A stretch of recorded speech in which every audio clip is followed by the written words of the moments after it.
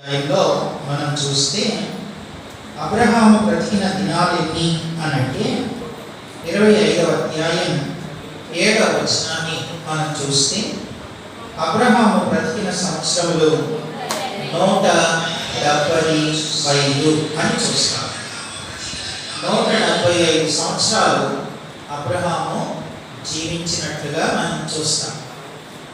అయితే 175 సంవత్సరాలు బ్రతికాడు అబ్రహాం. కానీ వాస్తవంగా ఆ దినాలు 175 సంవత్సరాలు బ్రతికే దినాలు కాదు.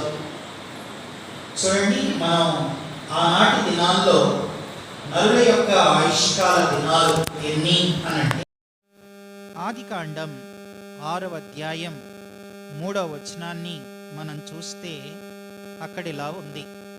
ఆదికాండం 6వ అధ్యాయం 3వ వచనం. అప్పుడు యెహోవా, నా ఆత్మ నరులతో ఎల్లప్పుడూ వాదించదు, వారు తమ అక్రమ విషయములో నరమాత్రులై ఉన్నారు, అయినను వారి దినములు 120 ఏండ్లగునెను. అంటే అబ్రహాము బ్రతుకుతున్న దినాల్లో నరుల యొక్క ఆయుష్కాల దినాలు ఎన్ని అనంటే 120 సంవత్సరాలు. అబ్రహాము కంటే ముందు బ్రతికిన వాళ్ళు ఎన్ని సంవత్సరాలు బ్రతికారు అనంటే 100 సంవత్సరాలు బ్రతికారు. అందులో మెతూషెల 969 సంవత్సరాలు. చూడండి, 5వ అధ్యాయంలో మనం 5వ వచనంలో ఆదాము 930 సంవత్సరాలు బ్రతికాడు. అలాగే షేతు 912 సంవత్సరాలు బ్రతికాడు. ఎనోషు 905 సంవత్సరాలు బ్రతికాడు. కేయినాను 910 సంవత్సరాలు బ్రతికాడు. మహాలాలీలు 895 సంవత్సరాలు బ్రతికాడు. అలాగే తర్వాత హేరేదు ఆయన ఎన్ని సంవత్సరాలు బ్రతికాడు? 962 సంవత్సరాలు బ్రతికాడు. హనోకు 365 సంవత్సరాలు బ్రతికాడు. మెతూషెల 969 సంవత్సరాలు బ్రతికాడు. లెమెకు 795. అలాగే హనోకు కూడా 900. ఆయన హనోకు బ్రతికిన సంవత్సరాలు ఎన్ని చూడండి, మనం దేవుని వాక్యంలో హనోకు నోవాహు బ్రతికిన సంవత్సరాలు, హనోకు కాదు, నోవాహు బ్రతికిన సంవత్సరాలు 950 ఏండ్లు అని మనకి 9వ అధ్యాయం 29వ వచనంలో మనం చూస్తాం. కనుక వినండి జాగ్రత్తగా. అయితే 6వ అధ్యాయం వచ్చే సమయానికి మనకి అబ్రహాము బ్రతుకుతున్న దినాల్లో నరుల యొక్క ఆయుష్కాల దినాలు 120 సంవత్సరాలకి పడిపోయింది ఆయుష్కాలం. మరి ఇప్పుడెంత నరుల యొక్క ఆయుష్కాలం అనంటే 90వ కీర్తనలో ఉంది, నరుల ఆయుష్కాలం 70 సంవత్సరములు, అధిక బలమున్న ఎడల 80 సంవత్సరాలు. ఇప్పుడు 70-80 నరుల ఆయుష్కాలం. అబ్రహాము దినాల్లో 120.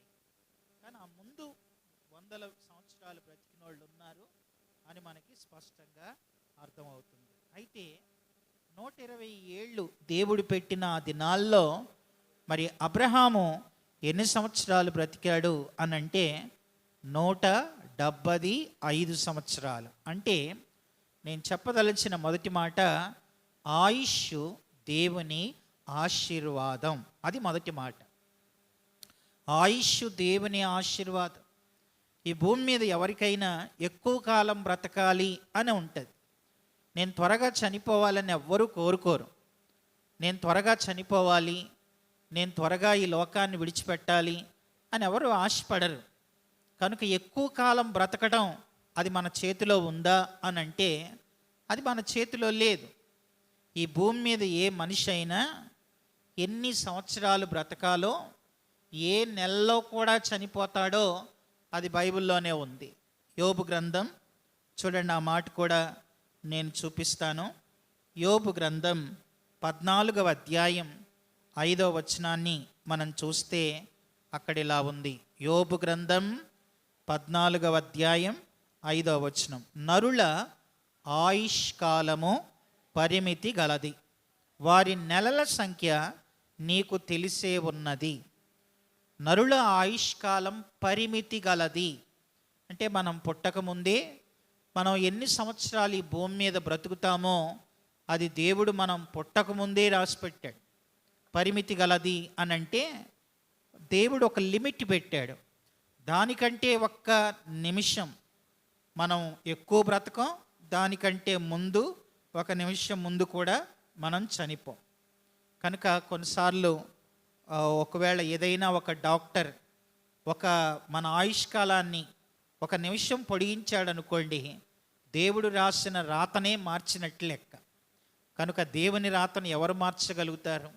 అది ఎవరి వల్ల అయినా సాధ్యమా అని అంటే అది ఎవరికి సాధ్యం కాదు. కనుక నరుల ఆయుష్కాలం పరిమితి గలది, వారి నెలల సంఖ్య నీకు తెలిసి ఉన్నది, మించజాలని వయ పరిమాణం నీవు వారికి నియమించి ఉన్నావు అని ఉంది. కనుక మొదటి మాట, దేవుడు అబ్రహామును అన్ని విషయాలలో ఆశీర్వదించాడు. అన్నీ అంటే అందులో మొదటిది ఆయుష్ దేవుని ఆశీర్వాదం. అది మొదటి మాట. రెండవ విషయాన్ని చెప్తాను. రెండవది ఏంటనంటే ఆస్తి దేవుని ఆశీర్వాదం. ఈ భూమి మీద దేవుడు ఎవరినైనా చూడండి, ఈ భూమి మీద దేవుడు ఎవరినైనా ఒక ఉద్యోగం ఉందనుకోండి, దేవుడు ఒక ఉద్యోగాన్ని ఇచ్చాడు, అది దేవుని ఆశీర్వాదం. నీకు ఒక సొంత ఇల్లు ఉంది, అది దేవుని ఆశీర్వాదం. తర్వాత నీకు సొంత గృహం ఉంది, అది దేవుని ఆశీర్వాదం. కనుక ఆస్తి దేవుని ఆశీర్వాదం. ఆస్తి దేవుని ఆశీర్వాదం అని బైబిల్లో ఎక్కడుంది అని అంటే చూపిస్తాను రండి. సామెతల గ్రంథం 10వ అధ్యాయం 22వ వచనాన్ని మనం చూస్తే అక్కడ ఇలా ఉంది. సామెతల గ్రంథం 10వ అధ్యాయం 22వ వచనం చదవండి ఎవరైనా. యెహోవా ఆశీర్వాదం ఐశ్వర్యమిచ్చును. చాలు. యెహోవా ఆశీర్వాదం ఐశ్వర్యమిచ్చును. ఐశ్వర్యం అంటే ఆస్తే కదా, డబ్బులే కదా. కనుక నీ చేతిలో డబ్బులున్నాయి అని అంటే అది దేవుని ఆశీర్వాదమే. ఆస్తి దేవుని ఆశీర్వాదం. మరి అబ్రాహామును దేవుడు అన్ని విషయాలంటే అన్నీ వస్తాయి. ఆయుష్ దేవుని ఆశీర్వాదం, రెండవది ఆస్తి దేవుని ఆశీర్వాదం. మరి అబ్రాహాముకి ఎంత ఆస్తుంది చూడండి. 13వ అధ్యాయం ఆదికాండం 13వ అధ్యాయంలో మొదటి వచనాన్ని మనం చూస్తే అక్కడ ఇలా ఉంది. ఆదికాండం 13:1 అబ్రాము తనకు కలిగిన సమస్తమును, తన భార్యను, తనతో కూడానున్న లోతును వెంటబెట్టుకొని ఐగుప్తులో నుండి నెగేబునకు వెళ్ళాను. అబ్రాము చూడండి అక్కడేముందో, వెండి బంగారం పశువులు కలిగి బహుధనవంతుడై ఉండెను అని ఉంది. కనుక వెండి బంగారం పశువులు బహుధనవంతుడు. కనుక వినండి, ఆస్తి దేవుని ఆశీర్వాదం. నీకు ఏదైనా డబ్బులున్నాయి అని అంటే అది దేవుని ఆశీర్వాదమే. నీకు ఒక వస్తు వాహనాలు ఉన్నాయి అని అంటే అది దేవుని ఆశీర్వాదమే.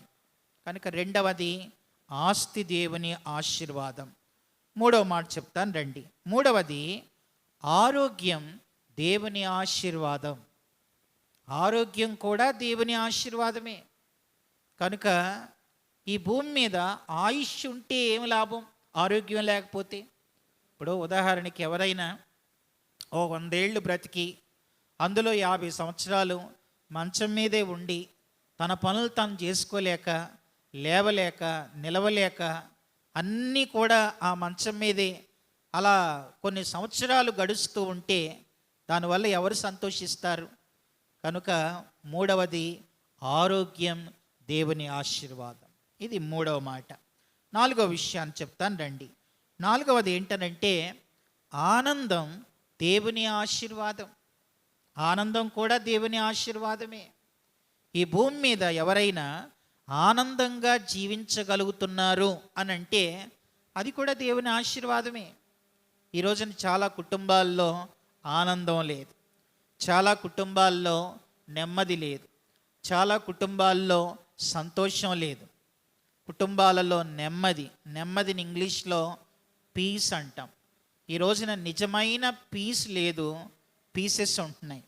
కుటుంబాల్లో ముక్కలు ముక్కలుగా భర్త మాట భార్య వినదు, భర్త మాట భార్య వినదు, భార్య మాట భర్త వినడు, తల్లిదండ్రుల మాట పిల్లలు వినరు.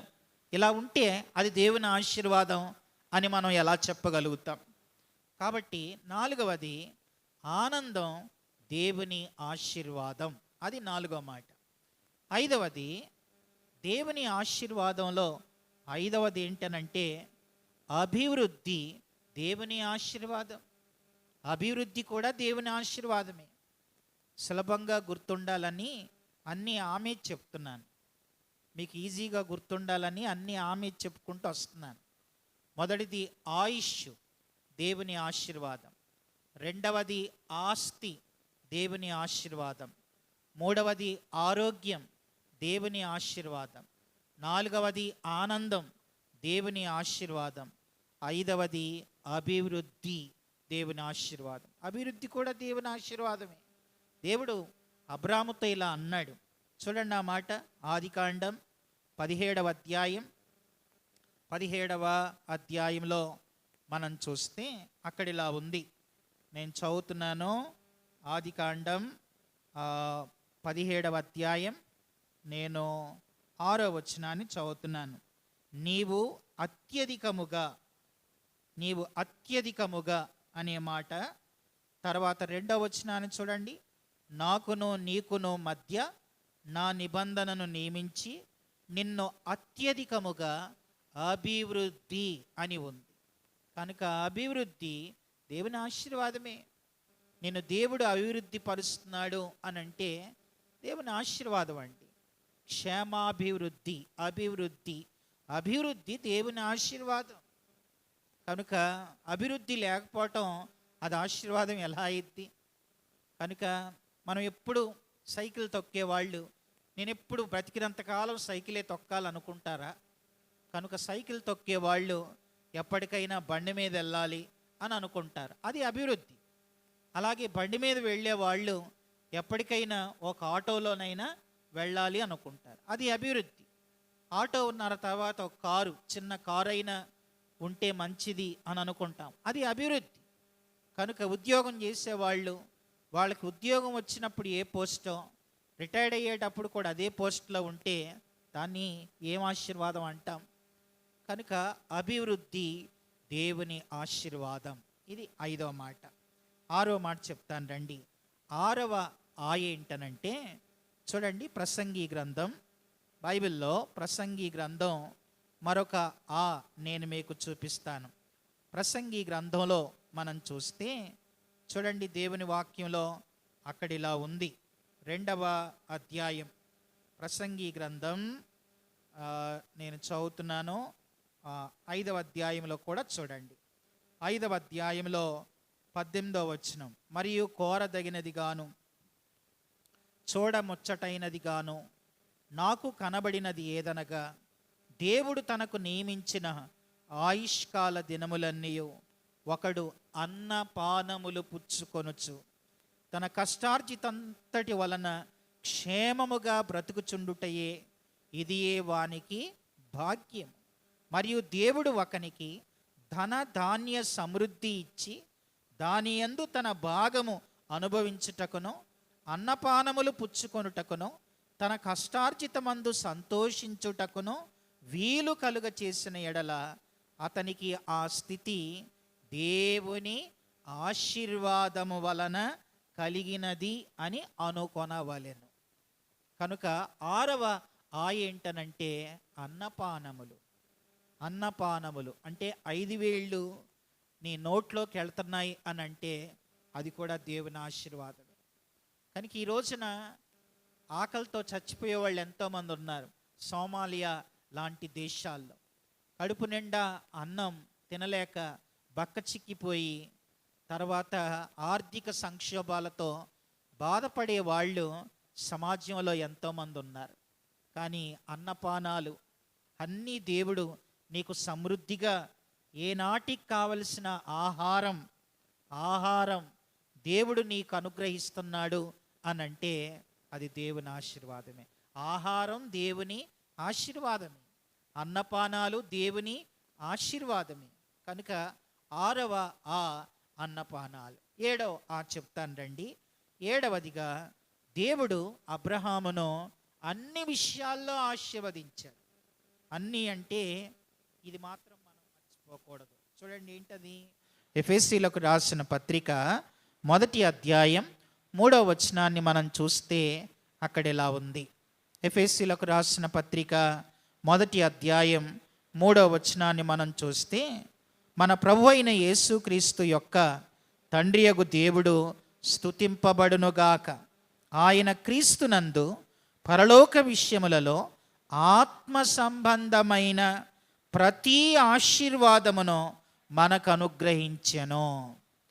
ఆత్మ సంబంధమైన ఈవులు పరసంబంధమైన ఆశీర్వాదమే. కనుక 7వది ఏంటనంటే ఆత్మ సంబంధమైన ఈవులు. దేవుడు నీకు ఒక వాక్య పరిచర్య చేసే ఒక వరాన్ని ఇచ్చాడు, దేవుని ఆశీర్వాదం. పాటలు పాడే వరాన్ని ఇచ్చాడు, దేవుని ఆశీర్వాదం. ఇలాంటి ఆపరేట్ చేసే ఒక వరాన్ని ఇచ్చాడు, దేవుని ఆశీర్వాదం. ఒక మంచి తలాంతు, ఒక వాయిద్యాన్ని వాయించే ఒక వరం ఇచ్చాడు, దేవుని ఆశీర్వాదం. ప్రజలను సమకూర్చే ఒక వరాన్ని ఇచ్చాడు, దేవుని ఆశీర్వాదం. తర్వాత కృపా వరాలు, దేవుని ఆశీర్వాదం. ఆత్మ సంబంధమైన ఈవులు అది దేవుని ఆశీర్వాదమే. 7 చెప్పాను. 1 ఆయుష్, 2వ ఆస్తి, 3వ ఆరోగ్యం, 4వ ఆనందం, 5వ అభివృద్ధి, 6వ ఆహారం అన్నపానాలు, 7వ ఆత్మ సంబంధమైన ఈవులు. ఆత్మ సంబంధమైనవంటే అవి రక్షణ కూడా ఆత్మ సంబంధమైంది. నువ్వు రక్షించబడ్డావు అనంటే దేవుని ఆశీర్వాదమే. నీ రక్షణ కూడా అది ఆత్మ సంబంధమైనదే. కనుక దేవుడు 24వ అధ్యాయం 1వ వచనంలో దేవుడు అబ్రహామును అన్ని విషయాల్లో ఆశీర్వదించాడు. అన్ని విషయాలంటే అన్నీ వస్తాయి. అన్ని విషయాల్లోనూ దేవుడు అబ్రహామును ఆశీర్వదించాడు. మరి ఆశీర్వాదం నాకొద్దు అనే ప్రజలు బేతేలు చర్చిలో ఎవరైనా ఉన్నారా అని అంటే ఎవరు ఉండరు. ఈ తూర్పు విప్పరలో ఉన్న ప్రజలందరూ కూడా మేము దేవుని చేత ఆశీర్వదించబడాలనే కోరుకుంటారు. అంతే తప్ప మాకు ఆశీర్వాదం వద్దు అన్న మనుషులు ఈ భూమి మీద ఎవ్వరూ ఉండరు. మరి దేవుడు అబ్రహామును అన్ని విషయాల్లో ఎప్పుడు ఆశీర్వదించాడు? అది చాలా ప్రాముఖ్యం. ఎప్పుడు ఆశీర్వదించాడు అనంటే చూడండి, దేవుని వాక్యంలో ఈ రాత్రి మనం అబ్రహాము జీవితాన్ని ముందు పెట్టి మనల్ని మనం పరీక్షించుకుంటూ మనం ముందుకు సాగుతూ ఉన్నాం. అయితే వినండి, అబ్రహాము జీవితం మనం గమనిస్తే ఆయన మొదటి పేరు అబ్రాము. ఆ తర్వాత దేవుడు మార్చిన పేరు అబ్రహాము. అది మనకు బాగా తెలుసు. అబ్రాము అనే ఆయన ఎక్కడి నుంచి ఆయన గురించి ప్రారంభమైంది అనంటే బైబిల్లో ఆదికాండం 11వ అధ్యాయం, అసలు ఈయన పేరు ప్రారంభం ఆదికాండం 11వ అధ్యాయం 26వ వచనంలో మనం ఈయన పేరు చూస్తాం. ఆదికాండం 11:26లో అబ్రాము అనే ఆ పేరును 11వ అధ్యాయంలో చూస్తాం. ఈయన ఎప్పుడు మరణించాడు అనంటే 25వ అధ్యాయంలో చూడండి, దేవుని వాక్యం ఆదికాండం 25వ అధ్యాయం నేను చదువుతూ ఉన్నాను. 7వ వచనం, అబ్రహాము బ్రతికిన సంవత్సరాలు 175. ఆ తర్వాత 10వ వచనం, అబ్రహామును షేతు కుమారుల యొద్ద కొనిన పొలములోని అబ్రహామును అతని భార్య అయిన షారాయును పాతి పెట్టబడిరి అని మనం చూస్తాం. అంటే అబ్రహాము గురించి బైబిల్లో ఎన్ని అధ్యాయాలు రాయబడ్డాయి అనంటే 11 నుంచి 25 వరకు అనంటే 15 అధ్యాయాలు ఆయన గురించి రాయబడ్డాయి. బైబిల్లో ఆది కాండంలో మనం అబ్రహాము జీవితం అంతా 15 అధ్యాయాలను మనం చూస్తాం. 15 అధ్యాయాలు ఆయన గురించి రాయబడ్డాయి. అయితే వినండి, ఈ 15 అధ్యాయాలు కూడా 3 భాగాలు. చాలా జాగ్రత్తగా వినాలి. 15 అధ్యాయాలు కూడా 3 భాగాలు. మొదటి భాగం ఏంటనంటే 11వ అధ్యాయం ఒక భాగం, 11వ అధ్యాయం వరకు ఒక భాగం, 12 నుంచి 16 వరకు రెండో భాగం, 17 నుంచి 25 వరకు మూడో భాగం. 3 భాగాలు. ఈ భూమి మీద ఏ క్రైస్తవుడి జీవితమైనా ఈ 3 భాగాలే ఉంటాయి, ఈ 3 విషయాలే ఉంటాయి. 175 సంవత్సరాలు బ్రతికాడు ఆయన. 175 సంవత్సరాలు కూడా 3 భాగాలు అన్నమాట. మొదటి భాగం ఏంటనంటే 11వ అధ్యాయం, అంటే అక్కడ వరకు, అక్కడ నుంచి స్టార్ట్ అయింది. అప్పటికి ఆయన వయసు 75 సంవత్సరాలు. 75 సంవత్సరాల నుంచి అబ్రహాము గురించి మనం చూస్తాం, అబ్రాము గురించి. ఆ తర్వాత ఆయన 175 సంవత్సరాలు బ్రతికాడు. కనుక 175 సంవత్సరాలు 3 భాగాలు. మొదటి 75 సంవత్సరాలు ఒక భాగం, ఆ తర్వాత 25 సంవత్సరాలు ఇంకో భాగం, తర్వాత చివరి 75 సంవత్సరాలు ఇంకో భాగం. మొత్తం 3 భాగాలు. మనందరి జీవితాలు కూడా ఇలాగే ఉంటాయి. అయితే మొదటి 75 సంవత్సరాల్లో ఆయన ఎక్కడున్నాడు అనంటే, ఆయన ఊరి పేరు ఊరు. అబ్రాము యొక్క ఊరి పేరు ఏంటి చెప్పండి? ఊరు. ఆయన ఊరి పేరే ఊరు. ఆ ఊరిలో ఆయన ఎన్ని సంవత్సరాలు ఉన్నాడనంటే 75 సంవత్సరాల దాకా ఉన్నాడు దాదాపుగా.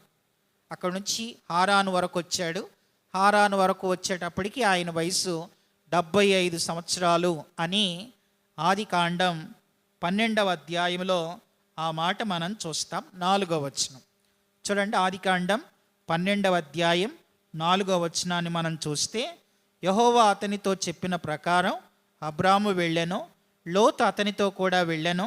అబ్రాము ఆరాను నుండి బయలుదేరినప్పుడు 75 ఏండ్ల ఈడు గలవాడు. అంటే అప్పుడు ఆయన వయసు 75 సంవత్సరాలు. 75 సంవత్సరాల వయసులో దేవుడు అబ్రాముకు ప్రత్యక్షమయ్యాడు. ఎక్కడ ప్రత్యక్షమయ్యాడు అనంటే చూడండి, 11వ అధ్యాయం 28వ వచనంలో చూడండి. 11:28 బైబిళ్ళు తెరచి ఈ రాత్రి కొన్ని వాక్యాలు మనం చూద్దాం. ఆది కాండం 11వ అధ్యాయం 28వ వచనం. హారాను తాను పుట్టిన దేశమందలి కల్దీల ఊరను పట్టణములో, కల్దీల ఊరు, ఆయన ఊరు పేరే ఊరు అను పట్టణానికి అబ్రాము చెందినవాడు. అయితే ఈ ఊరు అనేది ఇప్పుడు ఎక్కడుంది అనంటే, మనం నెట్లో కొడితే తెలిసిద్ది, ఇరాక్ దేశంలో ఊరు అనేది ఉంది. ఊరు ఊర్ అని ఉంటుంది. కనుక నెట్లో మనం కొడితే ఇరాక్ దేశంలో ఊరు అనేది ఉంది. కనుక ఈ ఊరు అనే ఈ ఊరికి ఆయన చెందినటువంటి వాడు. ఇరాక్ దేశంలో మనం చూస్తాం. ఆయన అక్కడ ఉన్నప్పుడే దేవుడు తనకు ప్రత్యక్షమయ్యాడు. ఈ మాట మనకి అపోస్తుల కార్యాల గ్రంథం చూడండి. దేవుని వాక్యంలో అపోస్తుల కార్యాల గ్రంథంలో స్టెఫెను తను చనిపోకముందు ఈ విషయాన్ని ఆయన చెప్పాడు. చూడండి, అపోస్తుల కార్యాల గ్రంథం చదువుతున్నాను నేను. 7వ అధ్యాయం 1వ వచనం. ప్రధాన యాజకుడు ఈ మాటలు నిజమేనా అని అడిగాను. అందుకు స్టెఫను చెప్పినదేమనగా, సహోదరులారా, తండ్రులారా, వినుడి. మన పితరుడైన అబ్రహాము హారానులో కాపురముండక మునుపు మెస్పుతోమియాలో ఉన్నప్పుడు మహిమగల దేవుడు అతనికి ప్రత్యక్షమై అని ఉంది. అంటే అబ్రహాముకు దేవుడు ఎప్పుడు ప్రత్యక్షమయ్యాడు అనంటే, ఊరు మెస్పుతోమియా, కల్దీల దేశం, మెస్పుతోమియా అనే ప్రాంతం, ఊరు అను పట్టణంలో ఒక అన్య కుటుంబంలో పుట్టినవాడు అబ్రాం. అబ్రాం ఏమి క్రైస్తవుడు కాదు, అన్యుడాయన. కానీ దేవుణ్ణి నమ్ముకొని ధన్యుడయ్యాడు, ధన్యుడయ్యాడు. ఈయన అన్యుడు అని బైబిల్లో ఎక్కడుంది అని అంటే చూడండి, మనం దేవుని వాక్యంలో మనం చూస్తే యెహోషువ గ్రంథం 24వ అధ్యాయంలో యెహోషువ ఈ మాట చెప్పాడు. యెహోషువ గ్రంథం 24వ అధ్యాయం నేను చదువుతూ ఉన్నాను, 2వ వచనం. యెహోషువ 24:2.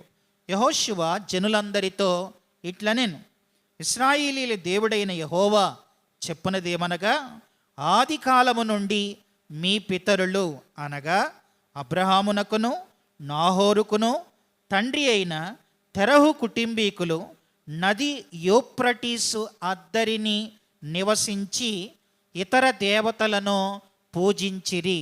యూఫ్రటీసు అద్దరిని నివసించి. యూఫ్రటీస్ అంటే మనకు తెలుసు, ఆదికాండం 2వ అధ్యాయంలో 4 నదులు, అందులో ఒకటి యూఫ్రటీస్. దాని ప్రక్కనే ఈ ఊరు.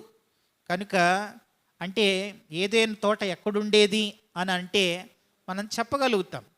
కనుక యూఫ్రటీస్ నది దగ్గరలో ఈ ఊరు అనే ఈ ప్రాంతంలో వాళ్ళు తెరహు కుటుంబీకులు, వాళ్ళు విగ్రహాలను తయారు చేసే ఒక కుటుంబంలో పుట్టినవాడే అబ్రాం. అబ్రాము తండ్రి పేరు తెరాహు. తెరాహుకి 3 పిల్లలు. చూడండి ఆ మాట 11వ అధ్యాయం, ఆదికాండం 11వ అధ్యాయం 26వ వచనం. తెరాహు 70 ఏండ్లు బ్రతికి అబ్రామును నాహోరును హారానును కనెను అని మనం చూస్తాం. కనుక తెరాహుకి 3 కొడుకులు, అబ్రాము, నాహోరు, హారాను, వీళ్ళు 3 కూడా పుట్టారు.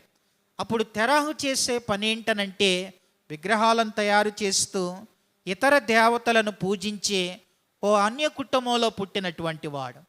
అలా ఉండగా ఈ ఊరు అనే పట్టణంలో ఉండగా మహిమగల దేవుడు ఒక రోజున దేవుడు అబ్రాముతో ప్రత్యక్షమై ఆయన మాట్లాడాడు. దేవుడు అబ్రాముకు ప్రత్యక్షమయ్యాడు అంటే దేవుడు మాట్లాడాడు. బైబిల్లో ఉన్న దేవుడు మాట్లాడే దేవుడు, అది మనకు తెలుసు. మాట్లాడే దేవుడు ఆయన. మోషే అనే దేవుడు ప్రజల దగ్గరికి వెళ్ళమని చెప్పినప్పుడు మోషే అంటాడు, సరే వెళతాను, కానీ నిన్ను పంపిన దేవుని పేరేమని ఒకవేళ ప్రజలు అడిగితే నేనేం చెప్పాలి అని అన్నప్పుడు దేవుడు అన్నాడు, నేను ఉన్నవాడను, ఉన్నాను అని నేనే అనువాడను. కనుక ఉన్నానని నేనే అనువాడిని అంటే నేను మాట్లాడే దేవుణ్ణి. నేనున్నానని ఎవరు నా గురించి వేరే వాళ్ళు చెప్పవలసిన పని లేదు. నేను ఉన్నవాడిని, ఉన్నాను అని నేనే అనువాడను అంటే మాట్లాడే దేవుడు. మరి ఇప్పుడు అన్య కుటుంబంలో పుట్టాడు, తెరహు విగ్రహాలు తయారు చేస్తున్నాడు. తర్వాత వాళ్ళు పూజించే దేవత పేరేంటంటే జిబూరత్ అనే ఒక చంద్ర దేవతను వాళ్ళు పూజించే ఒక అన్య కుటుంబంలో పుట్టాడు. కనుక తెరాహు కుటుంబీకులు పూజించే దేవుడి పేరేంటనంటే జిబూరత్. మన నెట్లో కొడితే తెలిసిపోద్ది. జిబూరత్ అనే ఒక దేవత, చంద్రదేవత. అయితే మనకి చంద్రదేవత మనకు తెలిసిన 1, 2 పేర్లు ఉంటాయి, కానీ వాళ్ళు 11 రకాల దేవుళ్ళు ఉంటారు. వాళ్ళు ఆ 11 రకాల దేవుళ్ళని వాళ్ళు పూజిస్తూ ఉండేవాళ్ళు అన్నమాట. కనుక ఆ విగ్రహాలన్నీ తయారు చేయటం, వాళ్ళు అమ్మటం, ఇది వాళ్ళ వృత్తి. అలా చేస్తున్నారు. అయితే ఆ 11 రకాల ఆ అర్ధచంద్ర ఆకారంలో ఉన్న ఆ దేవుళ్ళు ఎన్నడూ కూడా తెరాహుతో మాట్లాడలేదు, తర్వాత మిగతా వారితో మాట్లాడలేదు, అబ్రాముతో మాట్లాడలేదు. కానీ ఒక రోజున దేవుడు అబ్రాముతో మాట్లాడాడు. మాట్లాడినప్పుడు మాట్లాడే ఆ దేవునికి అబ్రాము స్పందించాడు. ఆ తర్వాత దేవుడు మాట్లాడి ఏమన్నాడంటే చూడండి, ఆ మాట మనం అపోస్తల కార్యాల గ్రంథం 7వ అధ్యాయంలో మనం చూస్తాం. అపోస్తల కార్యాలు 7వ అధ్యాయంలో ఆ మాట మరొకసారి చదువుతున్నాను, 2వ వచనం. సహోదరులారా, తండ్రులారా వినుడి, మన పితరుడైన అబ్రహాము హారానులో కాపురముండక మునుపు మెస్పతోమియాలో ఉన్నప్పుడు మహిమగల దేవుడు అతనికి ప్రత్యక్షమై, నీవు నీ దేశమును నీ స్వజనమును విడిచి బయలుదేరి నేను నీకు చూపింపబోవు దేశమునకు రమ్మని అతనితో చెప్పెను అని మనం చూస్తాం. అతనితో చెప్పాడు. ఈ మాట మనకి ఆదికాండం 12వ అధ్యాయం 1వ వచనంలో అదే మాట మనం ఇక్కడ చూస్తాం. యెహోవా నీవు లేచి నీ దేశము నుండి, నీ బంధువుల యొద్ద నుండి, నీ తండ్రి ఇంటి నుండి బయలుదేరి నేను నీకు చూపించే దేశానికి వెళ్ళు అని అన్నాడు. కనుక ఊరు అనే పట్టణంలో ఉన్నప్పుడే దేవుడు అబ్రాముకి ప్రత్యక్షమై ఆయన 3 పనులు చేయమని చెప్తున్నాడు. ఒకటి, నీ దేశాన్ని విడిచిపెట్టు, ఈ ప్రాంతాన్ని ఊరును విడిచిపెట్టు. తర్వాత నీ బంధువులు, ఈ ఊర్లో అంతా ఉన్న నీ బంధువుల్ని విడిచిపెట్టు, నీ తండ్రి ఇంటిని కూడా విడిచిపెట్టు అని దేవుడు స్పష్టముగా, మహిమగల దేవుడు ప్రత్యక్షమై ఆయన ఈ విషయాన్ని చెప్పాడు. చెప్పినప్పుడు ఆయన అబ్రాము తండ్రి దగ్గరికి వెళ్ళాడు, తెరావు దగ్గరికి వెళ్ళాడు. తెరావు దగ్గరికి వెళ్ళి, నాన్నగారు దేవుడు నాతో మాట్లాడాడు, దేవుడు మహిమగల దేవుడు నాకు ప్రత్యక్షతనిచ్చాడని చెప్పాడు. అప్పుడు వెంటనే తెరావు కూడా మరి ఏ దేవుడు, ఈ 11 రకాల పేర్లు చెబుతూ మరి ఆ 11 రకాల్లో ఏ దేవుడు నీతో మాట్లాడాడు అని అడిగితే ఆ 11 రకాల్లో ఎవరు నాతో మాట్లాడలేదు, కానీ మహిమగల దేవుడు నాతో మాట్లాడాడని చెప్పినప్పుడు మాట్లాడిన ఆ దేవుని యొక్క మాటలను బట్టి ఇవి విడిచిపెట్టమన్నాడు అని అంటే, అయితే సరే అని అబ్రాముతో పాటు చూడండి 12వ అధ్యాయం 3వ వచనంలో మనం చూస్తే 12వ అధ్యాయం 3వ వచనం 1వ వచనంలో ఏముంది? నీ దేశము నుండి, నీ బంధువుల యొద్ద నుండి, నీ తండ్రి ఇంటి నుండి బయలుదేరి నేను నీకు చూపించే దేశానికి వెళ్ళు, నిన్ను గొప్ప జనంగా చేస్తా, నిన్ను ఆశీర్వదిస్తా, నీ నామాన్ని గొప్ప చేస్తా, నీవు ఆశీర్వాదంగా ఉంటావు, నిన్ను ఆశీర్వదించే వారిని ఆశీర్వదిస్తా, నిన్ను దూషించే వారిని శపిస్తా, భూమి యొక్క సమస్త వంశములు నీ యందు ఆశీర్వదించబడునని అబ్రాముతో అనగా 4లో యెహోవా అతనితో చెప్పిన ప్రకారం అబ్రాము వెళ్ళాను అనుంది. అంటే దేవుడు చెప్పినట్లుగా బయలుదేరాడు. బయలుదేరి ఏం చేశాడంటే మొట్టమొదటిగా తండ్రిని తెచ్చుకున్నాడు. ఆయన తండ్రిని తెచ్చుకున్నాడు. తనతో పాటు ఎవరొచ్చారు? హారాను వరకు ఎవరొచ్చారంటే ఊరును విడిచిపెట్టాడు. హారాను వరకు వచ్చారు. హారాను వరకు కూడా తండ్రి వారితోనే ఉన్నాడు. అయితే ఊరు నుంచి హారాను వరకు దేవుడు అబ్రాముతో మాట్లాడలే. చూడండి, ఆ మాట మనం గమనిస్తే 11వ అధ్యాయం 31వ వచనంలో చూస్తాం. తెరాహు తన కుమారుడగు అబ్రామును, తన కుమారుని కుమారుడు అనగా హారాను కుమారుడగు లోతును, తన కుమారుడగు అబ్రాము భార్య అయిన షారాయి అను తన కోడల్ని తీసుకొని కనానుకు వెళ్ళుటకు కల్దీయుల ఊరను పట్టణంలో నుండి వారితో కూడా బయలుదేరి హారాను మట్టుకు వచ్చి అక్కడ నివసించిరి అనుంది. అసలు ఈ మాట చూస్తే ఎలా ఉంది? దేవుడేమో అబ్రాముకి చెబితే అబ్రాము తీసుకెళ్తున్నట్లేదు, ఇక్కడ తెరావు తీసుకెళ్తున్నట్లుంది.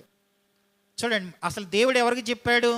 నీ బంధువుల ఇంటి నుండి, నీ దేశము నుండి, నీ తండ్రి ఇంటి నుండి బయలుదేరి నేను నీకు చూపించే దేశానికి వెళ్ళని దేవుడు అబ్రాముతో చెబితే, ఇక్కడ 31వ వచనంలో 11వ అధ్యాయం 31వ వచనంలో తెరాహు తన కుమారుడగు అబ్రామును, తన కుమారుని కుమారుడగు హారాను కుమారుడగు లోతును, తన కుమారుడు అబ్రాము భార్య అయిన షారాయి అను తన కోడల్ని తీసుకొని కనాను వెళ్ళుటకు కల్దీయుల ఊరను పట్టణములో నుండి వారితో కూడా బయలుదేరి హారాను మట్టుకు వచ్చి అక్కడ నివసించిరి అని మనం చూస్తాం. అంటే ఊరు నుంచి బయలుదేరాడు, కానీ ఈయనదేమీ లేదు. తనతో పాటు తండ్రి వచ్చాడు. ఆ తర్వాత హారాను వరకు తండ్రి వచ్చాడు. హారానులో తెరాహు చనిపోయాడు. చూడండి 32వ వచనం. తెరాహు బ్రతికిన దినములు 205 ఏండ్లు తెరాహు హారానులో మృతి పొందెను అని మనం చూస్తాం. ఈ తెరాహు వచ్చినప్పుడు దేవుడేం మాట్లాడలేదు, ఇక అబ్రాముతో మాట్లాడటం మానేశాడు. ఆ తర్వాత తెరాహు చనిపోయిన తర్వాత మళ్ళా దేవుడు 12వ అధ్యాయంలో మనం చూస్తే 12వ అధ్యాయంలో మనం గమనిస్తే 7వ వచనం, యెహోవా అబ్రామునకు ప్రత్యక్షమయ్యి అని ఉంది. అప్పుడు మళ్ళీ ప్రత్యక్షతనిచ్చాడు. ముందు ప్రత్యక్షత ఇచ్చి అన్నీ విడిచిపెట్టమన్నాడు. ఆయన అన్నీ విడిచిపెట్టలేదు, తండ్రిని తెచ్చుకున్నాడు. దేవుడు మాట్లాడటం మానేశాడు. ఆ తర్వాత మళ్ళీ తండ్రి చనిపోయిన తర్వాత మళ్ళా ప్రత్యక్షతనిచ్చాడు. అయితే మళ్ళీ బయలుదేరాడు. బయలుదేరి ఏం చేశాడు? ఎక్కడికో వెళ్ళాడు. మళ్ళీ ఐగుప్తుకి వెళ్ళాడు. ఐగుప్తుకి వెళ్ళి మళ్ళీ అక్కడి నుంచి నెగబుకి వెళ్ళి ఆ తర్వాత మళ్ళీ లోతుని తెచ్చుకున్నాడు. మళ్ళీ లోతుని తీసుకుని వెళ్ళాడు. అసలు దేవుడు చెప్పిన ఒకటి, ఆయన దేశాన్ని విడిచిపెట్టు, బంధువుల యొద్ద నుండి, నీ తండ్రి ఇంటి నుండి బయలుదేరి నేను నీకు చూపించే దేశానికి వెళ్ళు అని అన్నాడు. కొన్ని విడిచిపెట్టు అని అన్నాడు. అసలు ఈ వాక్యాన్ని నేను ధ్యానం చేస్తున్నప్పుడు నాకు ఏమర్థం అయిందంటే, వినండి మళ్ళీ చెప్తాను. అబ్రహాము బ్రతికిన దినాలు 175 సంవత్సరాలు. మోషే బ్రతికిన దినాలు ఎన్ని? 120. 120 కూడా మనకు 3 భాగాలు కదా. మొదటి 40 సంవత్సరాలు మోషే ఐగుప్తులో ఉన్నాడు. మిగతా 40 సంవత్సరాలు మిద్యాన్లో ఉన్నాడు, అడవిలో ఉన్నాడు, గొర్రెలను మేపుతున్నాడు. చివరి 40 సంవత్సరాలు నాయకుడిగా ఎడారిలో ఉన్నాడు. అలాగే సేమ్ అబ్రాము కూడా ఆయన 175 సంవత్సరాల్లో 75 సంవత్సరాలు అన్యుడిగా ఉన్నాడు. అప్పుడంతా విగ్రహాలు తయారు చేయటం, తర్వాత తండ్రికి హెల్ప్ చేయటం, అవి పూజలు చేయటం, అదంతా గతం, పాత జీవితం. 75వ ఏట దేవుడు ప్రత్యక్షమై అన్నీ విడిచిపెట్టి రా, నేను నీకు చూపించే దేశానికి వెళ్ళు అని అన్నాడు. అంటే దేవుడు చెప్పినట్లుగా బయలుదేరాడు. అంటే క్రైస్తవుడయ్యాడు. అబ్రాము క్రైస్తవుడయ్యాడు. ఎప్పుడంటే 75వ ఏట. కానీ పూర్తిగా మారింది ఎప్పుడు అని అంటే 100వ ఏట. పూర్తిగా మారింది 100వ ఏట. 75లోనేమో గతం, దేవుని నమ్ముకోవడానికి ఆయన పాత జీవితం 75 సంవత్సరాలు పట్టింది. తర్వాత తన జీవితాన్ని అంతా సరిచేసుకొని పూర్తిగా మారడానికి 25 ఏళ్ళు పట్టిందండి. క్రైస్తవ నామకార్థంగా ఒడిదుడుకులతో తన జీవితాన్ని సరిచేసుకుంటూ విడిచిపెట్టమన్నాయి విడిచిపెట్టి పూర్తిగా సెట్ అవ్వడానికి ఆయనకి 100వ ఏటకి ఆయన పూర్తిగా పర్ఫెక్ట్ అయ్యాడు. అక్కడ 100వ సంవత్సరం నుంచి అంటే ఆదికాండం 17వ అధ్యాయంలో మనకి అప్పుడు అబ్రహాము అయ్యాడు. ఆదికాండం 17వ అధ్యాయంలో అబ్రాము కాదు ఇక నీవు అబ్రహాము అని అన్నాడు. అబ్రహాము అన్నాడు. అబ్రహాముగా అయిన తర్వాత ఆ తర్వాత ఎన్ని సంవత్సరాలు బ్రతికాడంటే అప్పటికి 100 ఏళ్ల తర్వాత తను బ్రతికింది 175. అంటే మొదటి 75 ఏమో లోకం, మధ్యలో 25 ఏమో అన్ని లొసుగులు, చివరి 75 ఏమో పరిపూర్ణంగా ప్రభువును హత్తుకొని ప్రభువుని ఆనందపరుస్తూ ప్రభువుకి ఇష్టంగా జీవించాడు. అది చివరి 75. అయితే మరి 15 అధ్యాయాల్లో వినండి జాగ్రత్తగా. 15 అధ్యాయాల్లో దేవుడు అబ్రహాముకి ఇచ్చిన ప్రత్యక్షత ఎన్ని అనంటే, మనం 15 అధ్యాయాల్లో దేవుడు తనకిచ్చిన ప్రత్యక్షతలు అంటే దేవుడు మాట్లాడిన మాటలు ప్రత్యక్షతలు కేవలం 7 సార్లే. అంటే 7 సార్లు అంటే 75 లోకంలో ఉన్నప్పుడు, మిగతా ఏమో ఆయన 175 అంటే 100 సంవత్సరాలు. 100 సంవత్సరాల్లో దేవుడు తనకిచ్చిన ప్రత్యక్షతలు ఎన్నంటే 7 సార్లు. ఆ 7 సార్లు ప్రత్యక్షతలో తన జీవితం పూర్తిగా మారింది. కానీ ఈ రోజున మరి 700 సార్లు మనకి దేవుడు ప్రత్యక్షతలు ఇస్తున్నా మనం అయితే మారట్లేదు. 700 సార్లు ప్రత్యక్షతలు ఇచ్చినా చాలామంది మారట్లేదండి. ఇప్పుడు మీకు అర్థం కావడానికి చెప్తాను. మొదటి 75 లోకం అయిపోయింది కదా. తర్వాత దేవుని నమ్ముకున్నాడు. 75వ ఏట మహిమగల దేవుడు ప్రత్యక్షమయ్యాడు. దేవుని నమ్ముకున్నాడు. ఆయన మాట విన్నాడంటే నమ్మాడు, నమ్ముకున్నాడు. నమ్మిన తర్వాత పర్ఫెక్షన్లోనికి రావడానికి 25 ఏళ్ళు పట్టిందండి ఆయన. ఆ 25 సంవత్సరాలు ఏంటి తెలుసా? 12వ అధ్యాయం నుండి మనకి 16వ అధ్యాయం దాకా 25 సంవత్సరాలు అన్నమాట. 12 నుంచి 16 వరకు 25 ఇయర్స్ పట్టింది. ఆ 25 ఇయర్స్లోనే వీడు చూడండి, నేను చెప్పేస్తాను. ఆ 25 సంవత్సరాల్లో ఏం జరిగిందంటే భార్యను చెల్లి అన్నాడు. తర్వాత లోతుని ఎంటబెట్టుకొని వెళ్ళాడు. తర్వాత ఒక్కొక్క అధ్యాయంలో ఒక్కొక్క బలహీనతలు ఉంటాయి ఆయన.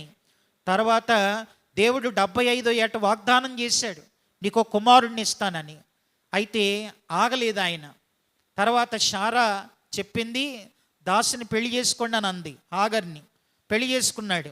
తర్వాత ఇష్మాయేలు పుట్టాడు. తర్వాత పుట్టిన తర్వాత మరి ఎన్ని పనులు ఈ అబ్రాం చేస్తున్నప్పుడు 75వ ఏట ప్రత్యక్షతనిచ్చాడు. తర్వాత తన మాట విన్నట్లే తండ్రితో చెప్పి నేను దేవుడు విడిచిపెట్టమన్నాడని బయలుదేరేశాడు. తండ్రి కూడా వచ్చాడు. అది దేవుడికి ఇష్టం లేదు కాబట్టి దేవుడు మాట్లాడటం మానేశాడు. తర్వాత లోతును వెంట పెట్టుకొచ్చాడు. మళ్ళీ వాళ్ళ కాపర్లకి వీళ్ళ కాపర్లకి గొడవలైనవి. అవి కొన్ని సంవత్సరాలు పట్టింది. ఆ తర్వాత హాగర్ని పెళ్లి చేసుకున్నాడు. కొడుకు పుట్టడం, ఆ కొడుకు పెద్దోడు అవ్వటం, 13 సంవత్సరాలు పట్టినాయి. ఇవన్నీ 25 సంవత్సరాల్లో అన్నీ లొసుకులేనమాట. ఈరోజు చాలామంది ఎలా ఉన్నారంటే దేవుణ్ణి నమ్ముకున్నారు.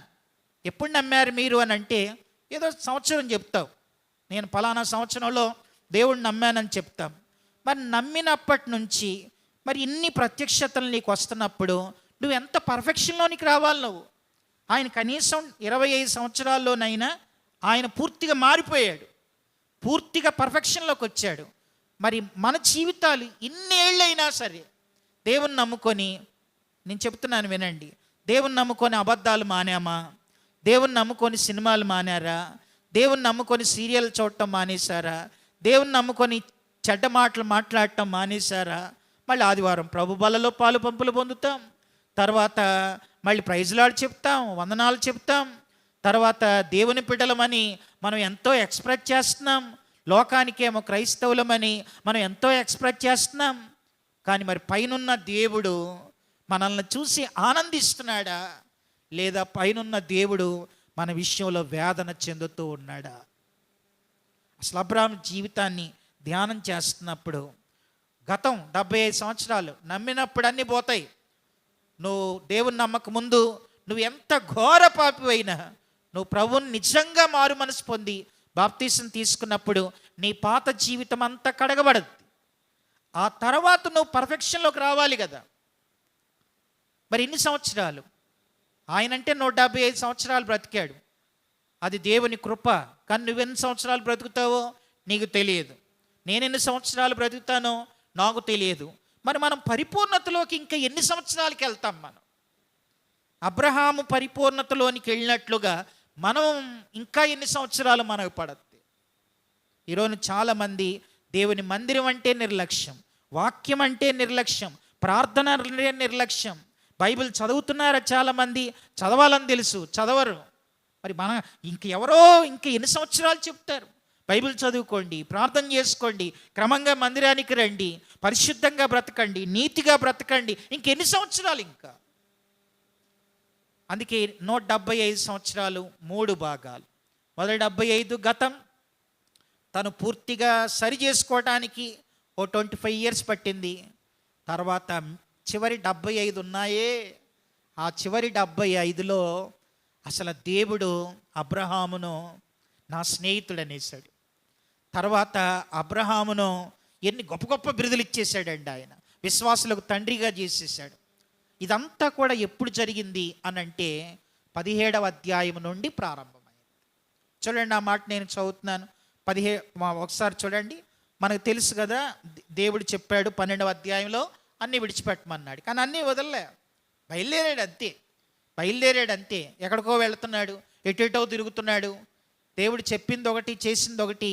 తన జీవితం సరవడానికి ఆయనకు 25 ఇయర్స్ పట్టింది. ఆ తర్వాత ఏమని చెప్పాడు చూడండి, 12వ అధ్యాయం 10వ వచనంలో. 12వ అధ్యాయంలోనే దేవుడు నీ దేశం, నీ బంధువులు, నీ తండ్రి నుంచి బయలుదేరి నేను నీకు చూపించే దేశానికి వెళ్ళానంటే ఈయన ఎక్కడికి వెళ్ళాడు చూడండి. 10వ వచనం, 12వ అధ్యాయం 10వ వచనం. అప్పుడు ఆ దేశంలో కరువు వచ్చెను, ఆ దేశంలో కరువు భారముగా ఉన్నందున అబ్రాహాము ఐగుప్తు దేశంలో నివసించుటకు అక్కడికి వెళ్ళాను. అతడు ఐగుప్తులో ప్రవేశించుటకు సమీపించినప్పుడు అతడు తన భార్య అయిన శారాయితో, ఇదిగో నీవు చక్కని దానివని ఎరుగుదును, ఐగుప్తీయులు నిన్ను చూసి ఈమె అతని భార్య అని చెప్పి నన్ను చంపి నిన్ను బ్రతకనిస్తారేమో. నీ వల్ల నాకు మేలు కలుగునట్లు, నిన్ను బట్టి నేను బ్రతుకున్నట్లు నీవు నా సహోదరివని దయచేసి చెప్పుమనెను. అప్పుడు అక్కడికి వెళ్ళిన తర్వాత ఆయన ఏమన్నాడు చూడండి. ఆయన ఏమన్నాడు అక్కడ, ఫరో ఏమన్నాడు చూడండి. 18వ వచనం. అప్పుడు ఫరో అబ్రామును పిలిపించి, నీవు నాకు చేసినది ఏమిటి? ఈమె నీ భార్య అని నాకు ఎందుకు తెలపలేదు? ఈమె నా సహోదరిని ఎలా చెప్పితివి? నేను ఆమెను నా భార్యగా చేసుకుందనేమో. అయిననేమి, ఇదిగో నీ భార్య, ఏమని తీసుకొని పొమ్ము అని అక్కడ చెప్పాడు. అంటే అబద్ధాలు చెప్తున్నాడు. అంటే తన జీవితం, అంటే దేవుడు నమ్మాడు కానీ అబద్ధాలు కంటిన్యూ అవుతున్నాయి. తర్వాత చూడండి 13వ అధ్యాయంలో లోతును తీసుకొని వెళ్ళాడు. 13వ అధ్యాయం లోతుదంతా కూడా. తర్వాత 14వ అధ్యాయంలో యుద్ధాలు, పోరాటాలు జరుగుతున్నాయి. 14వ అధ్యాయం పోరాటాలు, యుద్ధాలు జరిగినాయి. తర్వాత 15వ అధ్యాయంలో దేవుని వాగ్దానాన్ని విన్నాడు. దేవుడు నీ కొడుకుని ఇస్తానయ్యా, నా యందు విశ్వాసం ఉంచయ్యా అని దేవుడు వాగ్దానం చేశాడు. 16వ అధ్యాయాన్ని చూడండి. అబ్రాహాం భార్య అయిన శారాయి, 16వ అధ్యాయం 1వ వచనం. అబ్రాహాం భార్య అయిన శారాయి అతనికి పిల్లలు కనలేదు. ఆమెకు హాగరు అను ఐగుప్తురాలైన దాసి ఉండెను. కాగా శారాయి, ఇదిగో నేను పిల్లలు కనకుండా యెహోవా చేసి ఉన్నాడు. నీవు దయచేసి నా దాసితో పొమ్ము, ఒకవేళ ఆమె వల్ల నాకు సంతానం కలగవచ్చునని అబ్రాముతో చెప్పాను. ఆ తర్వాత ఏమంటాడండి, అబ్రాము శారాయి మాట వినెను. కనుక ఇది బాగా నచ్చినట్లుంది. అబ్రాము శారాయి మాట వినెను, ఇంకా కామని పెళ్లి చేసుకో అంటే అది అప్పుడు విన్నాడంట. కొన్నిసార్లు కొంతమంది భార్యలు భర్తలకు చెబితే అప్పుడు వినరు, మంచి చెబితే వినరు. కనుక ఎవరిని ముందే అందరికంటే చర్చికి వెళ్దామంటే అది వినబుద్ధి అవ్వదు. హాగర్ని పెళ్లి చేసుకోండి అంటే శారాయి మాట వినెను అను. కనుక చెడు పనులు చేయడానికి మాత్రం విన్నాడు. తర్వాత ఇష్మాయేలు పుట్టాడు. పుట్టిన తర్వాత చూడండి 16:16 ఆదికాండం 16:16లో హాగరు అబ్రామునకు ఇష్మాయేలును కనినప్పుడు అబ్రాము 86 ఏండ్లవాడు. కొడుకు పుట్టాడు, వాడు పెరిగి పెద్దోడు అవుతున్నాడు. అప్పుడు ఆయన వయసు 86. 75లో ప్రత్యక్షత 86. మరి 17వ అధ్యాయం 1వ వచనం చూడండి. అబ్రాము 99 ఏండ్లవాడైనప్పుడు యెహోవా అతనికి ప్రత్యక్షమై, నేను సర్వశక్తి గల దేవుడను, నా సన్నిధిలో నడుచుచు నిందారహితుడవై ఉండు. అంటే 17:1లో ఆయన వయసు ఎంత? 99. అంటే 16:16లో 86, ఇక్కడ 99, 13 ఏళ్ళు దేవుడు మౌనంగా ఉన్నాడు. అసలు ఈ తప్పులు చేస్తున్నప్పుడల్లా దేవుడు ఏం మాట్లాడతాడండి? మనం కూడా అంతే. దేవుణ్ణి నమ్మాం, నువ్వేదో తప్పు చేస్తున్నావు. దేవుణ్ణి నమ్మావు, సరైన విధానం లేదు. దేవుణ్ణి నమ్మావు, సరైన భక్తి లేదు. దేవుణ్ణి నమ్మావు, సరైన ప్రవర్తన లేదు. దేవుడు మౌనం అయిపోతూ ఉంటాడు. ఏం మాట్లాడతాడు నీతో? ఆయన వినేవాళ్ళతోనైతే మాట్లాడతాడు. ఎంతకాలం అండి? 7 సార్లు ప్రత్యక్షతతో తన బ్రతుకునంతా మార్చుకున్నాడు ఆయన. మనకి ఎన్నిసార్లు ప్రత్యక్షత ఇచ్చినా మనం ఏం మార్పురాం. వినేది వింటూనే ఉంటారు, నోట్సులు రాస్తారు, వింటుంటారు, తర్వాత ఏం మార్చుకో. వాక్యాలు విన్నాం, ఏం మారుతున్నాం మనం? గతంలో మీటింగ్స్ జరిగినాయి, ఏం మారాం మనం? మనలో వచ్చిన మార్పు ఎంత? ఏం మానేసుకున్నాం? ఏం విడిచిపెట్టాం మనం? దేవుడు చెప్పాడు 12వ అధ్యాయంలో, విడిచిపెట్టు అని అన్నాడు. విడిచిపెట్టు. కానీ విడిచిపెట్టు అని దేవుడు అన్నాడు. దేవుడు ఆశీర్వదించాలి అని అంటే ఆయన వదిలేసామన్నా వదిలేసినప్పుడే దేవుడు మనల్ని ఆశీర్వదిస్తాడు. వదలాల్సినవి వదలకుండా పొందాల్సినవి పొందుకోలేం. పట్టుకోండి ఈ మాట. వదలాల్సినవి వదలకుండా పొందాల్సినవి మనం పొందలేం. మన జీవితంలో ఎప్పుడైనా దేవుని ఆశీర్వాదాన్ని మనం అనుభవించాలంటే కొన్ని వదిలేసుకోవాలి. నేను ఒక మాట చెప్తున్నాను, వినండి. అది ఇలా చెప్తాను మీకు అర్థం అవటానికి. దేవుడు నమ్ముకున్న దినాల్లో, ఒకప్పుడు దేవుని నమ్మక ముందు సినిమాలు బాగా చూసేవాడు ఒక ఆయన. తర్వాత దేవుని నమ్మిన దినాల్లో కొత్తగా నమ్ముకున్నాడు. అప్పుడప్పుడు ఎక్కడో అవకాశం వచ్చినప్పుడు చూసేస్తూ ఉండేవాడు. ఆ తర్వాత దేవునిలో ఎదుగుతున్నాడు, దేవుడు మాట్లాడుతున్నాడు. ఇప్పుడు ఆయన ఏ స్థితిలోకి వెళ్ళాడంటే, అసలు ఆ ఆలోచన వస్తేనే తను తప్పు చేసినట్లుగా ఫీల్ అయ్యే స్థితిలోకి వెళ్ళిపోయాడు. అంటే ఎదిగాడు అన్నమాట, మార్పు వచ్చిందన్నమాట. కనుక మనం మారాలండి. కొన్ని వదిలేసుకోవాలి, కొన్ని విడిచిపెట్టాలి. మనం వదలాల్సినవి వదలకుండా, విడిచిపెట్టాల్సినవి విడిచిపెట్టకుండా మనం ఏది చేసినా వేస్ట్ అంతే. మన భక్తి అంతా వేస్ట్. ఇప్పుడు 25 ఏళ్ళు పైనుంచి దేవుడు ఈయన తప్పులే, దేవుడిని నమ్ముకున్నాడు, అన్య కుటుంబంలో వచ్చాడని ఆయన ఎంతో సంతోషపడ్డాడు. మొత్తం ఇక తెరా కంటే, నారు కంటే, హారాను కంటే అబ్రాము నా మాట విని వచ్చేసాడని, వచ్చినందుకు సంతోషించాలా, మారినందుకు ఏడవాలా? దేవుడిని నమ్మినందుకు సంతోషించాలా, నమ్ముకొని కూడా మారినందుకు దేవుడు ఏడవాలా? ఈరోజు చాలామంది చర్చికి వస్తున్నారు, సంతోషమే, కానీ వచ్చేవాళ్ళు ఎంతమంది మారుతున్నారు? మార్పు ఎంత? అది చాలా ప్రాముఖ్యం. అది అబ్రాహాం జీవితంలో మనం గమనించవలసింది. నువ్వు నమ్మావు, సంతోషమే, కానీ వచ్చిన మార్పు ఎంత? వదలాల్సినవన్నీ వదిలావా? విడిచిపెట్టాల్సిన విడిచిపెట్టావా? నీ జీవితంలో పరిపూర్ణమైన మార్పు వచ్చిందా?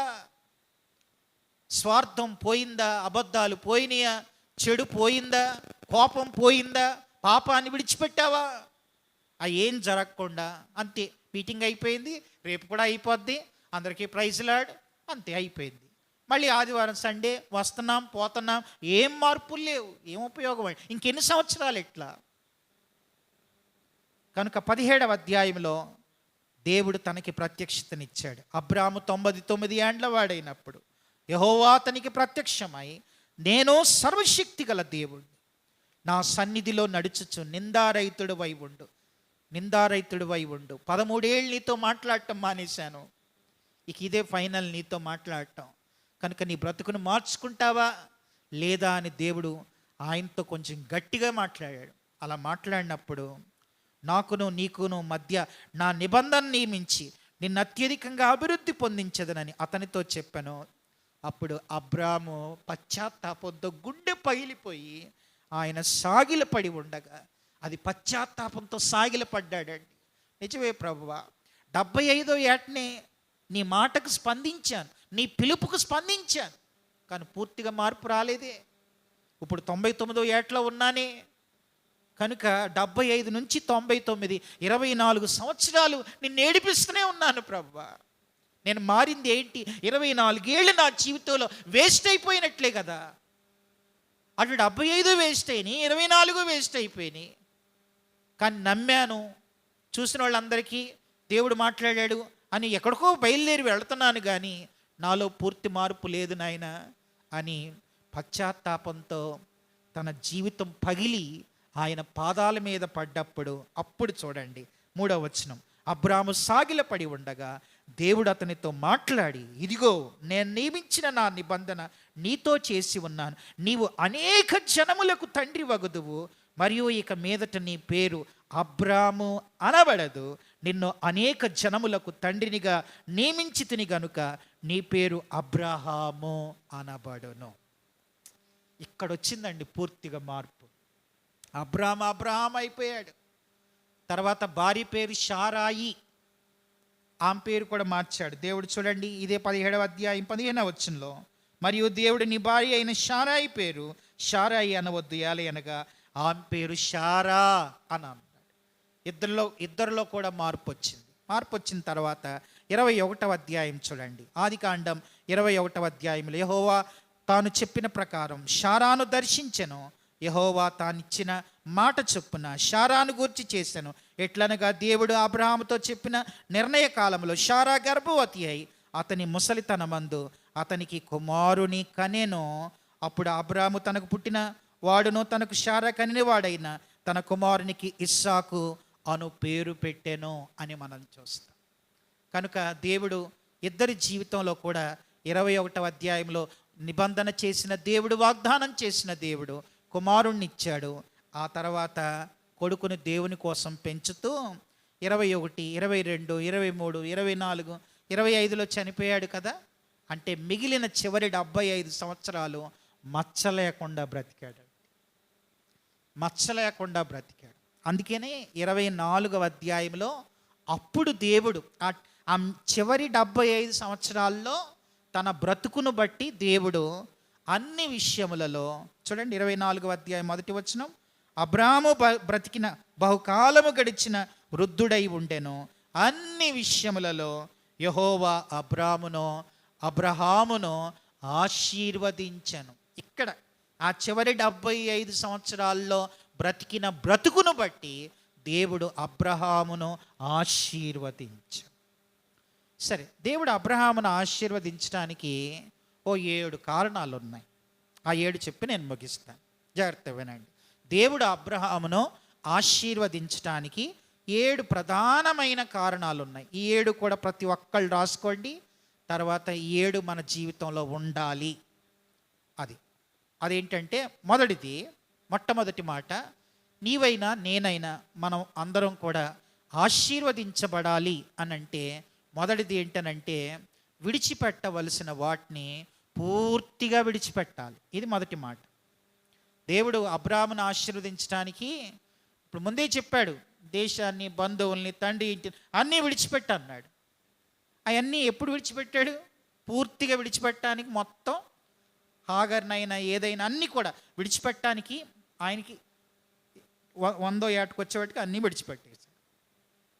అప్పుడు దేవుడు 175 కదా, 100 నుంచి 175, ఆ 75 సంవత్సరాల్లో అప్పుడు దేవుడు అన్ని విషయాల్లో ఆశీర్వదించాడు. కనుక మొదటిది ఏంటనంటే, మనం ఆశీర్వదించబడాలంటే వదలాల్సిని, విడిచిపెట్టాల్సిని పూర్తిగా విడిచిపెట్టాలండి. నీలో ఏదైనా పాపం ఉంటే, నీలో ఏదైనా ద్వేషం ఉంటే, నీలో ఏమైనా స్వార్థం ఉంటే, నీలో ఏదైనా చెడు ఉంటే నిన్ను దేవుడు ఆశీర్వదించడు. నువ్వు ఎవరికి ఆశీర్వాదకరంగా ఉండవు కూడా. ఇది మొదటి విషయం. చాలు, విడిచిపెట్టినప్పుడే మనము ఆశీర్వదించబడతాం. అది మొదటి మాట. అది ఏంటో అది ఎవరి కాళ్ళకే తెలుసు. నువ్వేం విడిచిపెట్టాలో, నీ బలహీనత ఏంటో అది ఎవరి కాళ్ళకే తెలుసు. అది నువ్వు విడిచిపెట్టినప్పుడే దేవుడు నిన్ను ఆశీర్వదిస్తాడు. ఇది మొదటిది. రెండవది చెప్తాను వినండి. రెండవది ఏంటనంటే, దేవుడు అబ్రహామును ఆశీర్వదించడానికి రెండో కారణం ఏంటనంటే, అబ్రహాం కూడా మనలాంటి మనిషే.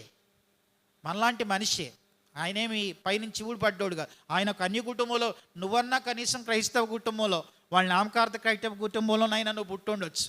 కానీ అబ్రహాం కనీసం పూర్తిగా అన్య కుటుంబంలో పుట్టినాడు. కనుక అవన్నీ కూడా కొంచెం వదులుకోవడానికి ఆయనకి టైం పట్టింది. సరే, రెండవది ఏంటనంటే, దేవుడు అబ్రహామును ఆశీర్వదించడానికి రెండో కారణం ఏంటంటే, తప్పుల్ని సమర్థించుకుంటూ చచ్చేదాకా ఉండకుండా వాటిని సరిదిద్దుకున్నాడు. అందుకు దేవుడు అబ్రహామును ఆశీర్వదించాడండి. ఈ మాట అర్థమైందా?